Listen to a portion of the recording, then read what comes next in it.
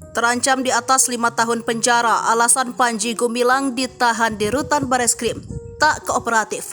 Panji Gumilang dinyatakan sebagai tersangka kasus penistaan agama dan ujaran kebencian pada Selasa 1 Agustus 2023. Tak hanya itu, ia juga diputuskan ditahan di Bareskrim Polri Rabu 2 Agustus 2023. Dirtipido Bareskrim Polri Brigjen Juhandani Raharjopuro mengatakan Panji dinilai tak kooperatif saat pemeriksaan, sehingga penyidik memutuskan untuk menahannya di rutan Bareskrim. Dikutip dari Kompas.com, Panji sebelumnya dijadwalkan diperiksa penyidik pada 27 Juli 2023. Namun pada saat itu ia tidak hadir karena alasan sakit. Juhandani mengaku bahwa Panji melampirkan surat keterangan dokter saat meminta agar pemeriksaan terhadap dirinya dijadwalkan ulang. Hanya saja surat tersebut dilampirkan melalui WhatsApp dan tidak bisa dibuktikan. Selain itu, ancaman hukuman pada pasal yang disangkakan kepada Panji yang lebih dari 5 tahun juga turut menjadi dasar penyidik untuk menahannya. Di samping itu juga, penyidik khawatir Panji menghilangkan barang bukti dan mengulangi perbuatannya.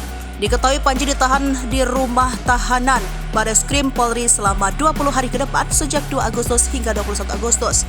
Kasus ini bermula dari adanya kabar di media sosial terkait kontroversi ajaran menyimpang yang diduga terjadi di Ponpes Al Zaitun.